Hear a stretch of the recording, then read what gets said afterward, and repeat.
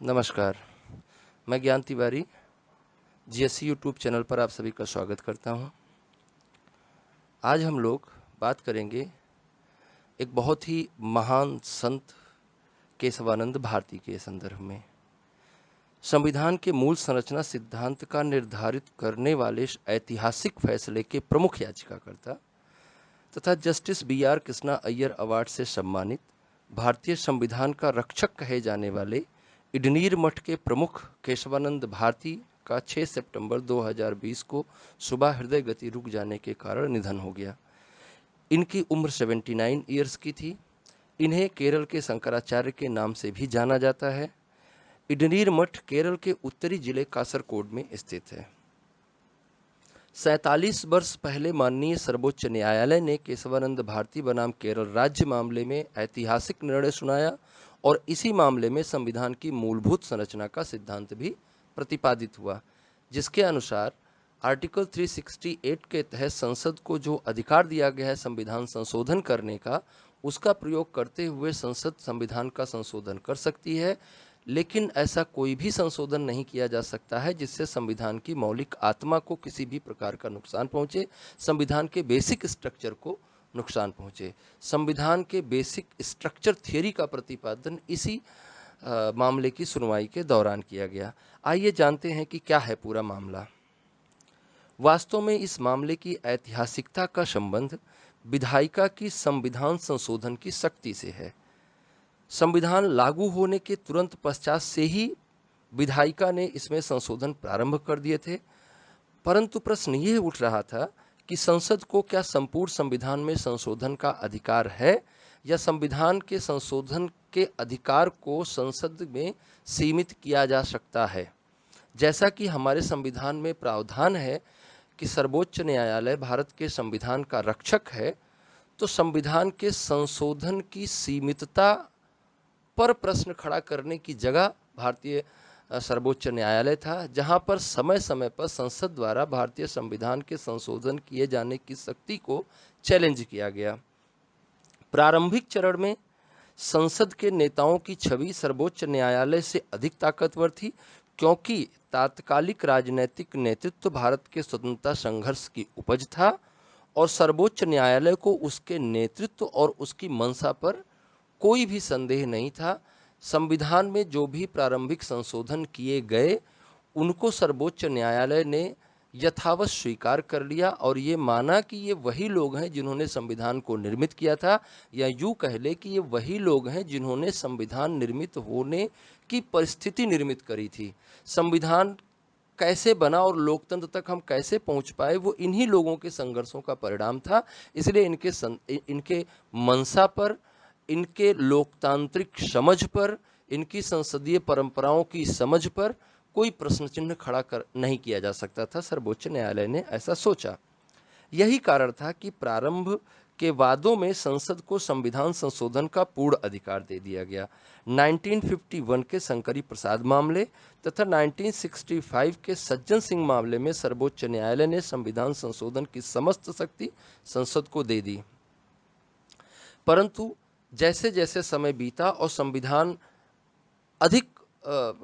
अधिक समग्रता के साथ सामने आया, वैसे वैसे करके भारत के सभी संवैधानिक संस्थाओं को अपने कार्य प्रणाली की समझ विकसित हुई और भारतीय संविधान के तहत प्रदत्त अधिकारों का खुलकर प्रयोग करने की प्रवृत्ति विकसित हुई। इसी क्रम में संविधान प्रवर्तन के इसी क्रम में सर्वोच्च न्यायालय की भी शक्ति बढ़ी और संविधान के पालन को लेकर उसकी स्वतंत्रता में भी वृद्धि हुई। परिणाम स्वरूप 1967 के गोलकनाथ मामले में अपने पूर्ववर्ती निर्णय को बदलते हुए सर्वोच्च न्यायालय ने निर्णय दिया कि संसद को संविधान के मूल अधिकारों में संशोधन करने का अधिकार नहीं है। ऐसे किसी भी संशोधन का अधिकार केवल संविधान सभा को है।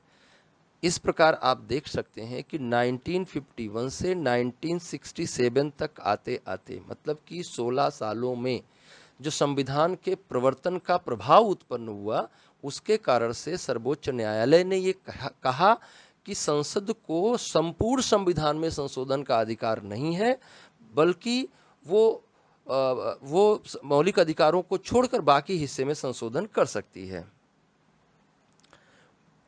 इसी क्रम में 1970 के प्रारंभ में सरकार ने संविधान में कुछ महत्वपूर्ण संशोधन किए, जिनमें 24वां, 25वां, 26वां और 29वां संविधान संशोधन महत्वपूर्ण है। इन संशोधनों का उद्देश्य था बैंकों के राष्ट्रीयकरण के विरुद्ध आरसी कूपर मामला, देशी रियासतों को दिए जाने वाली प्रीविपर्स को समाप्त किए जाने के विरुद्ध माधवराव सिंधिया का मामला तथा गोलकनाथ मामले में सर्वोच्च न्यायालय द्वारा दिए गए निर्णयों को खारिज करना, उनके प्रभाव को शून्य करना, इस प्रकार के संशोधन का उद्देश्य था। इन सभी संशोधनों में गोलकनाथ मामले को लेकर संशोधन को केशवानंद भारती मामले में चुनौती मिली। गोलकनाथ मामले में 11 जजों की पीठ बनाई गई थी, जिस पर सुनवाई के लिए सुप्रीम कोर्ट ने 13 जजों की पीठ निर्मित की। ये अब तक की सबसे बड़ी न्यायिक पीठ है। आइए जानते हैं कि क्या था केशवानंद का मामला। जैसा कि हम जानते हैं कि भारत की स्वतंत्रता के पश्चात भारत के लगभग सभी राज्यों ने अपने अपने क्षेत्र पर भूमि सुधार कानूनों को लागू किया। जैसा कि पहले बताया जा चुका है, केशवानंद भारती केरल के कासरगोड जिले के इडनीर मठ के मठाधीश थे। मठ के पास लगभग 400 एकड़ की जमीन थी, जिसे केरल सरकार के भूमि सुधार कानूनों के तहत अधिकृत कर लिया गया। केरल सरकार ने 2 भूमि सुधार कानूनों को पास किया, जिनके माध्यम से लगभग 300 एकड़ जमीन मठ की किसानों में आवंटित कर दी गई। जो उन पर खेती करने वाले लोग थे उनको आवंटित कर दी गई। केरल सरकार के इसी निर्णय के विरुद्ध केशवानंद भारती ने केरल उच्च न्यायालय में अपील की, परंतु वहां उन्हें जीत नहीं मिली। केरल उच्च न्यायालय के निर्णय के विरुद्ध केशवानंद भारती ने सर्वोच्च न्यायालय में अपील की। केशवानंद भारती के पक्ष ने अनुच्छेद 22 में प्रदत्त मौलिक अधिकारों के अधीन संरक्षण की मांग की, जिसके तहत यह प्रावधान किया गया है कि धार्मिक और पूर्त प्रयोजनों के लिए संस्थाओं की स्थापना करना, उनका पोषण करना और धर्म विषयक कार्यों का प्रबंधन करना, जंगम और अस्थावर संपत्तियों का अर्जन और उनका स्वामित्व करना तथा विधि के अनुसार उस पर शासन करने का अधिकार मौलिक अधिकार है। ये हालांकि किसी व्यक्ति को यह अधिकार नहीं दिया गया है, परंतु संस्थाओं को यह अधिकार मौलिक अधिकार के रूप में प्राप्त है। इस मामले की सुनवाई के लिए 13 जजों की बेंच निर्धारित की गई, जिसकी अध्यक्षता तत्कालीन मुख्य न्यायाधीश SM सीकरी द्वारा की गई। यह ऐतिहासिक सुनवाई 31 अक्टूबर 1972 को प्रारंभ हुई और 68 दिनों तक लगातार चली। अंततः 24 अप्रैल 1973 को इस मामले से संबंधित निर्णय सुनाया गया। हालांकि 13 जजों की जो पीठ थी वो इस मामले में एकमत नहीं थी और 7 और 6 के अनुपात में बटी हुई थी। जो मत 7 जजों का था वही आगे चलकर फैसला बना।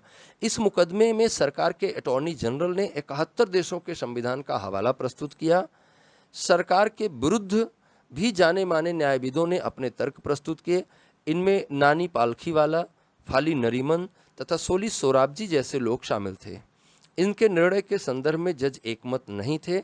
7 जजों के मत को ही फैसला माना गया और इस फैसले में यह कहा गया कि भारतीय संविधान को अनुच्छेद 368 के तहत संपूर्ण संविधान के संशोधन की शक्ति है, परंतु संविधान का यह संशोधन इस तरह से किया जाना चाहिए जिससे संविधान की मूल आत्मा को नुकसान ना पहुंचे और संविधान का बेसिक स्ट्रक्चर बचा रहे।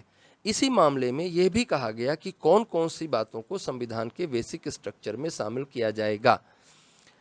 संविधान के बुनियादी ढांचे की व्याख्या देते हुए माननीय सर्वोच्च न्यायालय ने बताया कि न्यायिक समीक्षा, पंथ निरपेक्षता, स्वतंत्र चुनाव व्यवस्था, कल्याणकारी राज्य, विधि का शासन, शक्तियों का पृथक्करण, संसदीय प्रणाली, लोकतंत्र इत्यादि मुद्दों को संविधान के बेसिक स्ट्रक्चर में शामिल किया जाएगा और संसद को इनमें संशोधन का अधिकार नहीं होगा।